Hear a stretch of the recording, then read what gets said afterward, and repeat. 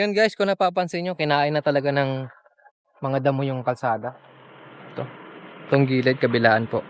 Kinain na po talaga siya ng madamong daanan. Narating natin yung dulo. Hanggang doon lang talaga siya. As in, pagdating sa dulo, wala rin siyang, basakan na. As in, literal na basakan. So, hindi rin talaga siya mapapakinabangan. So, yun guys. Lalabas na kami ng kalsadang to. Grabe.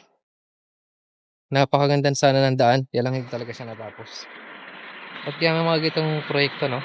So, konting voice over muna tayo dito sa video natin guys. Ito nga pala yung daan na ito. Ito yung matatagpuan dito sa may Acacia Tunnel dito sa may Puerto Princesa City, Palawan. Itong proyekto na to ay halos nasa 2 or 3 taon na po na hindi napapakinabangan ng publiko kasi hindi po ito napagpatuloy. Ito sana yung magiging alternatibong ruta pag galing ka ng Puerto Princesa at babiyahe ka papuntang South Palawan. Kung babiyahe ka papuntang Aborlan, dito ka dadaan. At kung galing ka naman ng Aborlan, doon ka dadaan sa ilalim ng Acacia. Ngunit hindi po ito na ipagpatuloy. Hindi po natin alam kung bakit hindi na ipagpatuloy. Ang sabi ng mga napagtanungan ko guys, dahil daw ayaw pumayag ng mga tao upang putulin ang punong kahoy sa Acacia Tunnel doon sa may kabilang daan. Kaya ginawa ang daanan na ito kasi ayaw pumayag ng mga tao upang gawing 4-lane ang Acacia Tunnel sapagkat puputulin ang mga puno, ang mga may edad at matatandang kahoy para lamang sa 4 na kalsada. So ito po ay ginawang alternatibong route kaya po ito ginawa ang proyekto na ito. Pero hindi po siya natapos eh. So ayon din po sa mga ilang naitanong natin ng mga nakatira dito, kaya daw hindi rin po naitapos ang proyekto na ito ay sa kadahilanan na ang mga ilang magsasaka ay ayaw na ibenta ang kanilang lupa sa gobyerno upang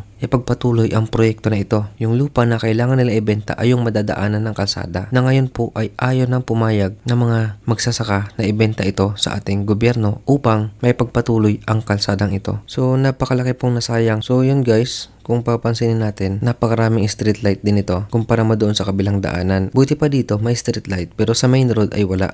Yun po yung sayang sa proyekto na ito. At hindi rin po magagamit yung mga street light na yan kasi hindi rin po talaga siya madadaanan. Napapansin po siya sa gabi na maliwanag sa kalsadang ito. Pag dumaan ka po sa Acacia Tunnel Road ay makikita nyo po ang kalsadang ito na napakaliwanag. Pero hindi po siya madadaanan ng sasakyan kasi ang dulo po nito ay talagang basakan lang. So napakasayang talaga guys, lalo na yung mga street light, napakakapal na ng damo sa kalsada. Pati yung pintura mismo ng kalsadang ito ay makapal pa kasi hindi siya nadadaanan ng sasakyan. Kaya parang yung pagkapintura sa kalsada ay talagang bagong bago pa. So yun lang, maraming salamat sa panonood ng video natin and goodbye!